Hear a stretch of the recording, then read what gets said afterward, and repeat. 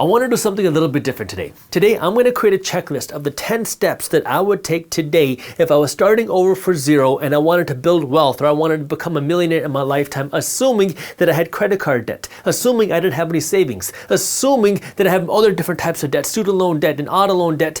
What would I do today to start building wealth over my lifetime? So the 10 steps that I'm going to be going over, and I'll go over each one of these in detail in this video, is number one, understanding the wealthy mindset and understanding the money rules. Number two is work to save my first $2,000. Number three is work to pay down my high interest debts, like my credit card debts. Number four is building a financial system, something like my 75-15-10 plan. Number five is managing my non-credit card debts, my lower interest rate consumer debts. Number six is making the decision of should I be paying down my mortgage versus investing my money.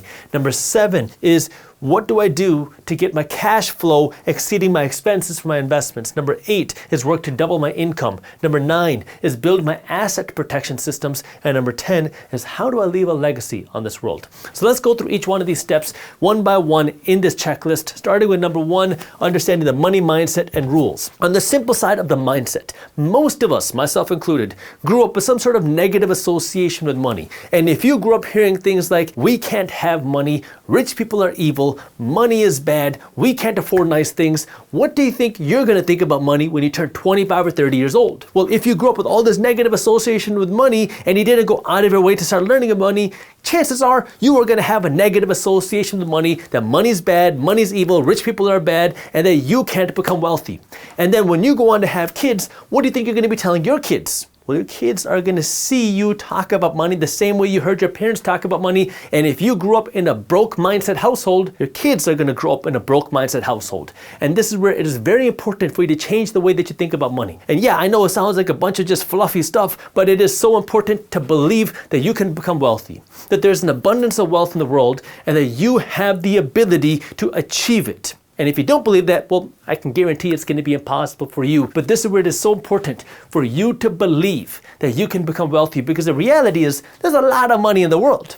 A central bank is producing trillions and trillions of dollars. All you need to do is get a small little sliver of the pie. That way you can build that wealth for yourself and your family and your future generations. And it is possible, but you have to believe it's possible. Let me show you. I've spent the last number of years talking about financial education and teaching financial education to people all over the world. And in the beginning, I used to think that money management and building wealth was just a numbers game. That if you make $50,000 a year, what do you need to do with your money to become wealthy? But as I began talking with more and more people, I realized that there's more to building wealth than just understanding what you need to do with your money. You have to understand the mindset. And the reason why is because if you don't believe that you can do it, you're not going to do it. You're going to self-sabotage the things that you need to do in order to become wealthy. And the thing that everybody wants is this. We want that outcome. That outcome is financial freedom. We want that cash flow. We want the wealth. We want to be rich. We could put whatever word that you want. But this is what everybody wants. We want the outcome. Now, if we work backwards, in order to get this outcome, you have to take certain actions. This is what you do with your money. This is what every other step that I'm going to talk about in this checklist is going to be going over. How do you save your money? How do you invest your money? How do you put your money to work? What actions you need to take to get that outcome. But in order to take the right actions, you have to have the right thoughts. Because in order for you to do something, you have to think how to do it the right way. And if you don't have the right thoughts to take the right actions, you're not going to have the right outcomes. And this is where what a lot of people do is they just say, change the way you think. And so how do you do that? Well, just start praying and meditating on this idea that I will become wealthy, I'll become wealthy, I'll become wealthy. And if you do that, you're going to be able to manifest wealth. But if you think that, but you have these subconscious thoughts, like these kind of pre-thoughts that in the back of your mind, you have this little voice saying, well, I know I'm just saying this so I can say it because that's what the person on YouTube says. Just say you can become wealthy, that way you can have the action and have the outcome. That's what the people on YouTube say. Well, if you have that little voice in the back of your mind, well, guess what? This whole system becomes broken. And that's where if you want to become wealthy, it's not just about the way you think, it's about really the way you believe. And it's about changing your subconscious. Now, I'm not going to have the time in this video to do a deep dive into how do you do that. But the simplest thing that you can do, if you feel like this is something that's going on with you, which is okay, that's normal, it can be changed, it can be fixed, but you're going to have to invest in your own personal development and your self-development. Start absorbing that content. Read books, watch YouTube videos, listen to podcasts, take classes, do whatever you got to do, but you you have to change the way that you think about you becoming successful and wealthy. Because if you have that little voice in your head, even though you might think that you're trying to change the way you think, unless you get rid of that voice and you truly believe that you can become wealthy and that money is abundant, it is going to be impossible for you. Once you understand this on the mindset side, that's where you want to understand the money rules. That way you understand why it's important for you to become wealthy. Outside of the government and our central bank, there are three main entities or stakeholders that make up our economic system. That is our C, the consumers, the I, the investors, and the B, the businesses. Now, every single person is a consumer. Rich people, middle class people, poor people, everybody's a consumer because everybody's got to eat. Everybody needs clothes, everybody needs a home. So everybody buys things, that means everybody's a consumer. But most people are not investors or business owners. So now, let's understand a little bit how this economic system works. Because the way that our economic system works is that you and I go to Chipotle to buy things. What does that mean? We are consumers. We are going to this business, which is Chipotle, to buy a bowl of Chipotle and get that extra guac. So now, you as a consumer are taking your money and you're giving it to Chipotle, and in exchange you get a Chipotle bowl, but the person that benefits financially is of course the owners of Chipotle. Now, who are the owners of Chipotle? Well, these are the investors in Chipotle. Anybody can be an investor in the Chipotle stock, but the people that make money when you spend money at Chipotle and buy that extra guac is, of course, the Chipotle business and the investors. But what you have to also remember is that in today's economic system, we have this thing called inflation. And inflation isn't something new. Inflation has been around for decades, but inflation hurts consumers. Because now when you want to go out and buy something, it costs you more dollars, right? You want to go to Chipotle, it's going to cost you more money today than it did 5 years ago because extra guac is more expensive, that bowl is more expensive. That is inflation at work. So now, in this economic system, we have inflation. We know that inflation has happened and it will continue to happen in the future. Now you might say, Jaspreet, how do you know that inflation is going to still exist in the future? Well, even if you go to the Federal Reserve Bank, they have a page saying that they aim for 2% inflation.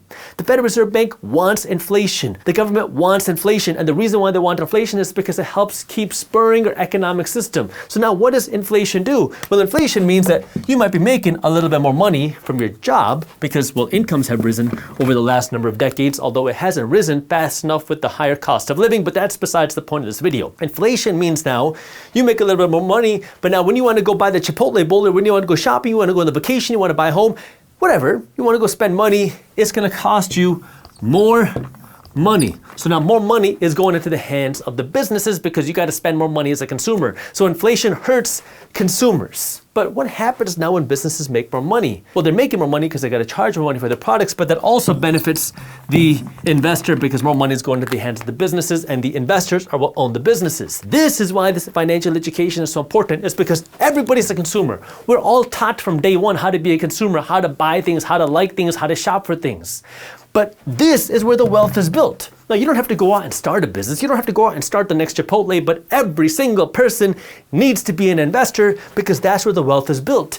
Not just that, our economic system is designed to benefit the investor. Because guess what? Our economic system is designed to create inflation. So now, if you don't understand this, you're not going to see why it's so important for you to change out of just being a consumer to being an investor. But the investors are the ones that benefit when our economic system happens. And our economic system is going to continue to happen. Inflation is going to continue to happen. Inflation is going to continue to hurt the average person while making certain people, like investors, richer, which is why you want to be an investor.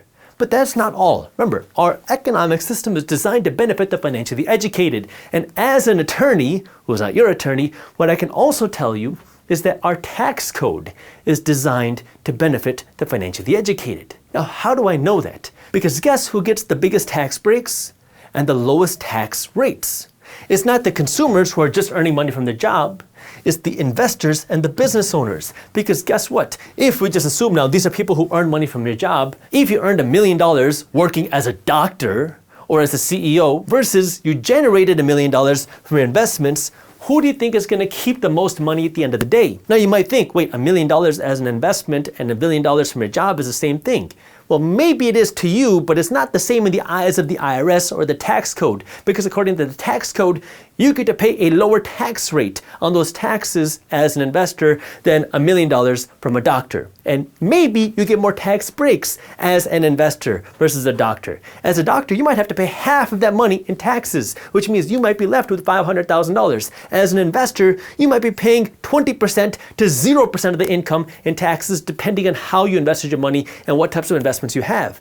Meaning, after that whole tax bill, you might be left with $800,000 to $1 million. $800,000 to $1 million is a lot more than $500,000 after taxes if you earn that money just as an employee. Now again, not everybody has to go out to be a business owner, but this is why it is so important for everybody to understand these money rules. That way you can at least become an investor, because investors get to win in this financial system, not only because you have the ability to earn more money, but because you also have the ability to take advantage of the tax code, because the tax code is designed to benefit the financially educated, just like how our economic system is designed to benefit the financially educated. This is why you want to start with understanding the mindset and the money rules, and now we get into the practical side of what do you actually do with your money to build wealth, which is checklist number 2. Now that you understand that you can become wealthy and why it is so important for you to become financially educated, it's time for you to take practical steps with your money to actually become wealthy. And if you don't have any savings, the very first thing you got to do is save $2,000 to protect you against an emergency, and put this money aside in a separate bank account that's there not to buy a home, not to buy a car, not to buy something from Gucci,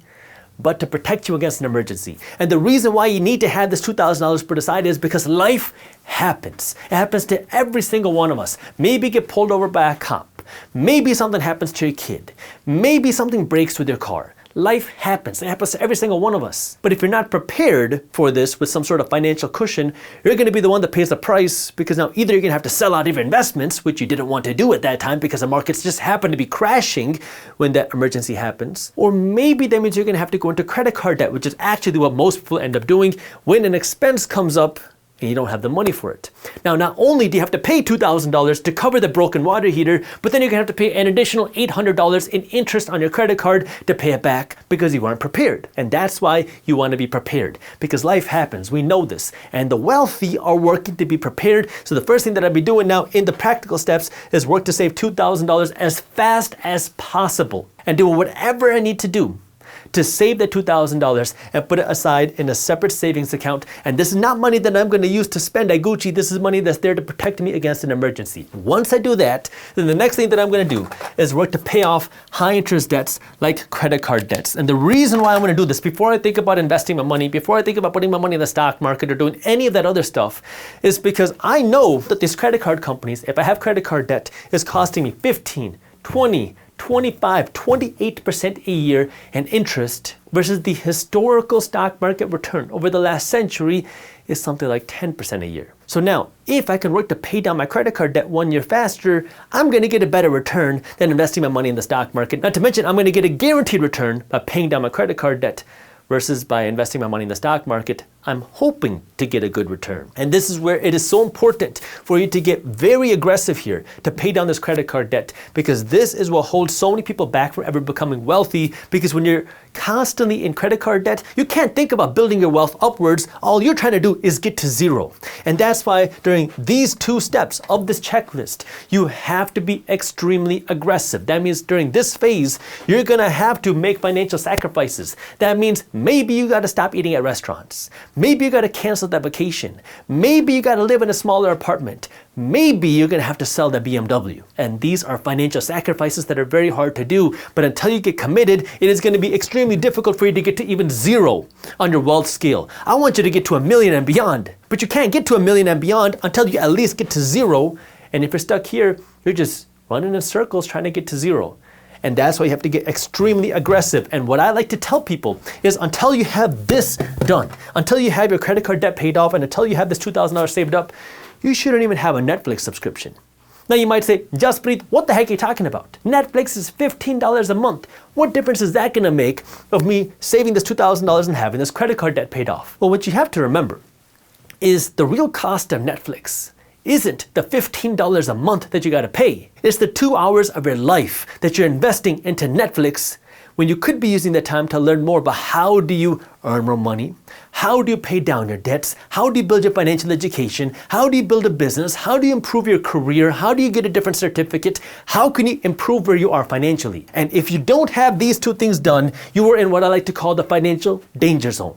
And if you are in that financial danger zone, you should not have the comfort or luxury of sitting there watching Netflix when you are paying 25% a year to the credit card company. Because that 25% a year that you're paying to the credit card company is making them rich at your expense. And I want you to make yourself rich instead of them rich. But in order for you to make yourself rich, you got to make those sacrifices to stop making the credit card company richer. And you got to have this $2,000. That's why I'm so passionate and aggressive by these two things. Because if you don't have this, you're never going to have the opportunity to ever build wealth, which is why you need to get very aggressive about this and work to pay down the credit card debt aggressively, get rid of the Netflix, spend your time and spend your money figuring out how you can get out of the system. That way you can at least get to zero, because once you get to zero, now it's all about how do you build upwards. So now that we got this done, let's move on to number 4, which is now building a financial system for your money, following something like a 75-15-10 plan. Now, after I work to pay down my credit card debt, this is where I need to give every dollar that I earn from here on out a job.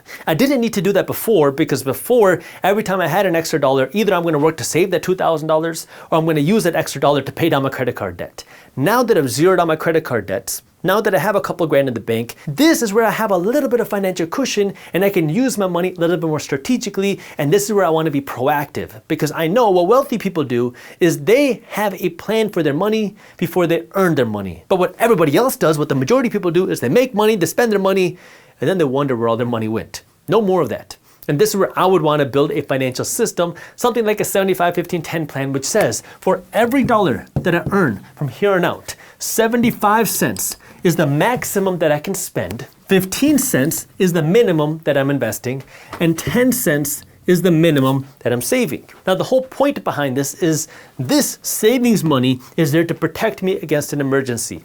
This investment money is there to make me wealthy. This spending money is what I use to look rich. This is what I use to eat. This is what I use to pay for my home. This is what I use to pay for my car. This is what I use to pay for everything else, all the things that are not really there to make me wealthy. These investments are there to make me wealthy, and this investment is not money I'm using to buy a down payment for my home that I want to live in. These are true investments, and this 10 is my savings cushion to protect me against an emergency. Now, the first question that I always get when I talk about this is, well, Jaspreet, should this be gross income or should this be net income? Should this be my pre-tax income or post-tax income? And the thing that I like to say here is your investments are what's going to make you wealthy. The more money you invest, the wealthier you're going to become. But you have to just get started. Because if you have no investments right now, just get started. Start with your pre-tax income. Start with your post-tax income. It does not matter, but you got to get started. You want to invest more aggressively here. That way you have more money to invest. And so this is where you don't want to necessarily get caught in the nitty-gritty of things, but just get started. If you can't start with 75, 15, 10, start with wherever you can, and then keep working towards 75, 15, 10 of every dollar that hits your bank account. And then maybe you can be even more aggressive with your investments. Maybe you work to make this 70, 20, 10. You do what's right for you, but remember, the more aggressively you invest, the more wealth you'll be able to potentially build, because now you're putting more money aside into your investments. Now, I'm not going over just yet where I'm going to be investing money. I'm going to be saving that in the coming steps of this checklist. You'll see just why. But the first thing that I want to do is I want to create this funnel, this system where I know my money is being separated. I know that this is the max that I can spend. This is the minimum that I'm investing. This is the minimum that I'm saving. And ideally, you're going to create 3 different bank accounts, because now you don't want to accidentally spend this money or spend this money. So create 3 different bank accounts. That way when you get paid, your paycheck goes here, and then you have an automatic pool of this money that goes into a different account, and a different account, so you have 3 different bank accounts. And most banks will do this for you for free. This way now you know which cash is supposed to be there to make you wealthy, to invest for you. You know which cash is supposed to protect you against an emergency, and you know which cash you're supposed to use to buy that extra guac. Now, for those of you who are interested in investing, I want to give you a little bit of a resource, because my team at Briefs Media, which is the company that I run, has a free newsletter called Market Briefs, where every day my team is working to break down what's happening in the financial news. It's a super fun to read newsletter. You can read it in less than 5 minutes every morning, and you'll get a daily breakdown of what's happening in the economy, the housing market, the stock market, crypto, and the global economy. It's completely free. So if you'd like to learn more about that and get Market Briefs, I got the link to where you can learn more and join down in the description. below, or you can go to briefs.co/market. Now we've gone through the first 4 parts of this checklist. I got the mindset and the rules down. I saved my $2,000, I paid off the credit card debt, and now I have 3 different bank accounts, 75, 15, 10 that I'm following with this financial system. But remember what I said in the beginning part of this video, which is that I'm assuming that I have other loans as well. Student loans, auto loans, other things like that, those lower interest rate consumer debts. Let's talk about now how I would manage that debt right now for me personally. The way that I would go about this situation is I would continue following 75, 15, 10. But instead of taking this 15 and putting this money into the stock market, I would take this money and use it to pay down those low interest rate debts, except my mortgage. So I would use this money to more aggressively pay down my student loans, to more aggressively pay down my auto loan, and whatever other lower interest rate debts that I have. Now you might be wondering, but Jaspreet, you said earlier that the stock market has averaged 10% a year, but some of my lower interest rate debts, like my student loans, are 6 or 7 or 8%, and my car loan is 6 or 7%. Isn't that 10% return from the stock market higher than these lower interest rate debts that I have? Yes, but you got to remember that stock market return is an average. It's not a guaranteed return. And if I'm trying to figure out how do I build the most wealth, I want to go after the guaranteed returns first before I now start putting my money to grow into the markets and other places like that. And so what I would do in this situation is use this money to pay down my auto loans, to pay down my student loans, and get out of those expenses, because that's also going to give me a little bit more breathing room, because when I stop having that money leaving my account, well, now I have a lot more financial cushion, and I want to make sure that I have the financial breathing room and a little bit more of financial just space to do whatever the heck that I want. Which is why the first thing that I would do is pay those things off. Now, ideally, you're going to be more proactive with these things. That you're not going to go out and finance a car that you can't afford. You're going to go out and buy a car with cash, even if that means you don't get that BMW. Now you're driving a Toyota Corolla a little bit longer, and maybe the Toyota Corolla has some dents on it, but now you don't have to worry about those payments. And maybe that means you don't go into student loan debt. Maybe that means you change the way you go about college, you go to a cheaper college, or maybe that means you work through college. Whatever that might mean, ideally, you're going to change the way that you get these debts so you don't have to do this, because your investments are what's going to make you wealthy. And you want to start investing your money as soon as possible. But if you have a whole bunch of debts and expenses, I would want to get rid of those debts, those consumer debts, the things that are not making me any money, as fast as possible, because I know that 5, 6, 7, 8% that I'm paying to them, well, if I pay that off a year early, that's a guaranteed return, versus the 10% of the stock market isn't. This brings me to number 6 in the checklist, which, if you are a homeowner, is should I pay down my mortgage or should I invest my money? Or the alternative, should I buy a home or should I invest my money? So let's dive into that one. Now, if you remember what I said just a minute ago, when it comes time for me to use this money, the first thing I wanted to do myself is I want to pay down my student loans, I want to pay down my car loan. I did not talk about the mortgage. The mortgage is a little bit of a separate question because, well, mortgages can be a little bit tricky. Because while I don't consider my home an asset, I do understand that there can be equity built in that home by paying down that mortgage. And now sometimes some of you might have a much lower mortgage rate on your home. And this is where the question can be a little bit more different. And so now, if I was answering this question for myself of should I pay down my mortgage or should I invest, the first thing I'm going to ask is, what is the interest rate on my mortgage? If my mortgage is sub 5%, it's going to be a different answer than if my mortgage is above 5%. Because if it's sub 5%, well, now I have a better likelihood of investing that money in the stock market or something and beating that return. And even if I didn't put that money in the stock market, well, I could put this cash into a high interest savings account and I can generate 4.5% to 5% a year in interest from a high interest savings account and use that money to pay this down if I have a 3.5% mortgage. So that's the first question that I would ask. Second question that I would ask myself is, what is my risk tolerance? Am I somebody who wants to just live financially free and just be comfortable, or am I somebody that wants to live a little bit bigger? Now for me, I have a little bit of a higher risk tolerance. I don't have the highest risk tolerance, but I have a little bit of a higher risk tolerance, and I have bigger financial goals. So for me, because I have the higher financial goals, I know that I don't just want to be comfortable. I want to have the ability to build more extreme levels of wealth. I'm going to have to take different types of risks, and I have to do different things with my money, which is why for me, especially if my mortgage is under 5%, I'm going to be more aggressive with my investments as opposed to just paying down my mortgage. Now, if my mortgage is 6, 7, 8%, now it's a little bit of a different question, because now maybe I'm going to pay down my mortgage a little bit more aggressively while also investing my money. I want to be investing my money, whether it's in my own business, whether it's in stocks, whether it's in real estate. I want to be investing my money, but this is where now understanding, well, kind of where the mortgage is going to change how I play this game. If I have a 2.5% or 3.5% mortgage, I'm going to continue paying the mortgage and I'm going to be investing my money other places as fast as possible. Now, the other thing that I would like to talk about here is, for me, ideally, if this was an ideal world, I'm going to go out and buy a rental property before I go out and buy my own home. That's what I did. I became a real estate investor before I even thought about being a homeowner. But now, if I was in a situation today where home prices are extremely expensive and I'm trying to think about, should I buy a home or should I go keep renting and investing my money? Well, the key question that I would want to ask here is, what is the more affordable option for me? Because I don't look at buying a home as this ability to build huge generational wealth and build my wealth, because I want to build my wealth from rental properties, I want to build my wealth from my stocks, and I want to build my wealth from businesses that I build or own. I don't want to build my wealth through paying down my home. I know that's what a lot of people like to talk about, but that's one of the worst ways to build wealth or build generational wealth. And if you don't believe me, ask any wealthy person how they became wealthy, and they'll tell you they became wealthy because they invested their money in stocks, or they became wealthy because they invested their money in real estate, or they became wealthy because they built a business or invested in a business or something along those lines. They don't say that they became wealthy because they paid down their home.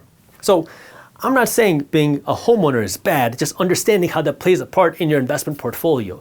And this is where now, if I'm thinking about that home buying question, it's not really, should I buy a home or should I rent a home? It's, what's going to give me the ability to continue investing my money into the real things that's going to make me wealthy? Stocks, real estate, my own business, or other businesses. What's going to give me the ability to do that? If I can own a home and I can keep doing that, fine. If I can't, then I'll keep renting. The key is to be able to live wherever you can afford. That way you have the money to buy the assets that will continue paying you, that will continue making you wealthy, instead of just stretching so thin just to own a home. And the funny thing is, well, I used to be a licensed realtor. I still am, but I don't work as a realtor. But when I used to work as a realtor, every sales training talks about how now when you're talking to a buyer, what are you saying? You're telling them that they're buying this big investment, the biggest purchase of their life, the biggest investment of their life. And when you sell this home as an investment, it's much easier to get you to buy a little bit bigger, to buy a little bit nicer, because you think it's this nice investment. And then what it ends up being for the majority of people is a big money pit. You're just sucking money into this home and you no longer have money to invest because you just think that you're building wealth by building equity in your home. But if you really want to build wealth, it's not just by building equity in your home, it's by building equity in the stock market, rental properties, and through businesses that you own or invest in. That's where the real equity is that will make you wealthy, is not the home that you live in. Now sure, is that equity in your home that you live in good? Yeah, but I would rather have the equity in the stocks, rental properties, and the businesses than just the home that I live in. So understanding that question and making sure now that whatever I do is not going to sacrifice my ability to keep investing my money. Moving on to number 7 in this checklist, which is now getting my cash flow to exceed my expenses. So now let's go back to the 75-15-10 diagram. When I actually start investing my money into assets like stocks or real estate or into my own business to build wealth outside of my 401k, by the way, if your 401k is giving you a match, continue doing that earlier because that's kind of like free money you're getting from the company. But now when I'm thinking about where I want to invest my money, I like to generate cash flow. And by cash flow, that means that I own something and this thing pays me every month or every quarter, every year just for owning it. That's what I like. Now, not everybody likes cash flow because when you generate this type of cash flow, you have to think about taxes. Because every time you get paid, you have to think about taxes. Now, of course, when you make money from your investments, you qualify for certain tax deductions or tax breaks or lower tax rates because that's what the tax code says. However, you still have to think about taxes when you generate cash flow. Versus the alternative is investing your money for appreciation, which is I go out and I buy this investment for $100 and then I have to hope that it goes up in value to $200. Now, neither one of these is right or wrong. You just have to figure out what's right for you. Personally, I like investing for cash flow. That's why the bulk of my investments are cash flow investments. So now, where would I be putting this money? Either I'm going to use this money to go out and buy rental properties that's going to pay me with cash flow, or I'm going to use this money to go out and invest in dividend-paying stocks or dividend-paying funds that are going to pay me with cash flow, or I'm going to use this money to go out and invest in my own business. So depending on where I am in my career or what I'm interested in or what I want to do, that's where I'm going to go out and invest my money.